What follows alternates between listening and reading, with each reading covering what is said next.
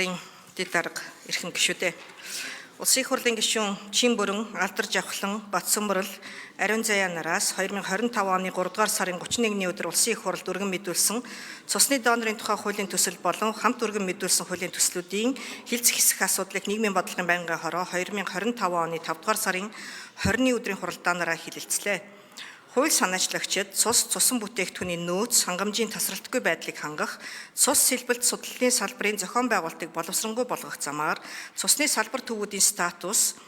дэлхийн нийтээр баримталж байгаа нэгдсэн тогтолцоонд үе шаттайгаар шилжих асуудлыг тодорхой болгох, цусны донор цус сэлбүүлэгчид тавигдах шаардлага, тэдний эрх, үүрэг, тэдэнд эрүүл мэндийн үзлэг хийх, цус түүний бүтээгдэхүүн хэсэг авах, шинжлэх, боловсруулах, хадгалах, тээвэрлэх, цусан бүтээгдэхүүний эмнэлгийн хэрэгцээнд хэрэглэхтэй холбоотой зохицуулалтыг наривчлан бий болгох шаардлагатай бөгөөд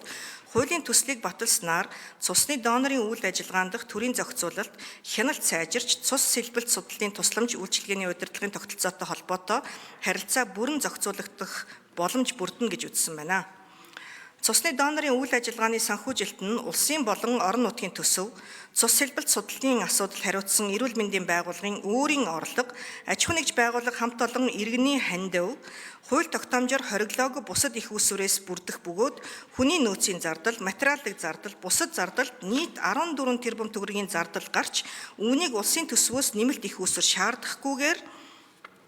байгууллагын өөрийн орлогоор эхний ээлжинд зохион байгуулах боломжтой, цаашид техник технологийн шинжилэлтэй холбоотой хөрөнгө оруулалтын зардал улсын төсөвт тусгагдана гэж хууль санаачлагчид үзжээ. Монгол Улсын их хурлын тамгын газраас Монгол Улсын их хурлын чуулганы хуралдааны дэгийн тухай хуулийн 34-р зүйлийн 34-ийн 1 дэх хэсгийг үндэслэн цусны донорын тухай хуулийн төсөл болон хамт өргөн мэдүүлсэн бусад хуулийн төслүүдийн талаарх хууль зүйн дүгнэлтийг ирүүлсэн. Хуулийн төслийг парламент эмэн цахим хуудаст байршуулж, иргэд олон нийтийн санал авч байгаа. Байнгын хорооны хуралдаанаар хуулийн төслийг хэлэлцэх үед Улсын их хурлын гишүүн Эрдэнэт цусны донорыг урамшуулах, татвараас хөнгөлөх асуудлыг хуулийн төсөл тусгах боломжтой эсэх талаар Улсын их хурлын гишүүн Үүрийн Туяа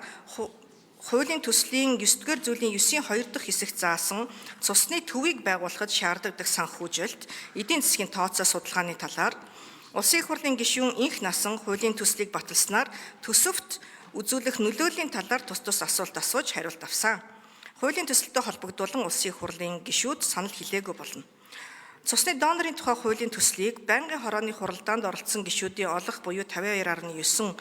саналаар хамт өргөн мэдүүлсэн донорын тухай хуульд өөрчлөлт оруулах тухай хуулийн төслийг 58.8% саналаар үзэл баримтлалын хүрээнд хилцэхийг дэмжиж, чуулганы нэгдсэн хуралдаанаар хилцүүлэх нь зүйтэй гэж үзсэн. Хамт өргөн мэдүүлсэн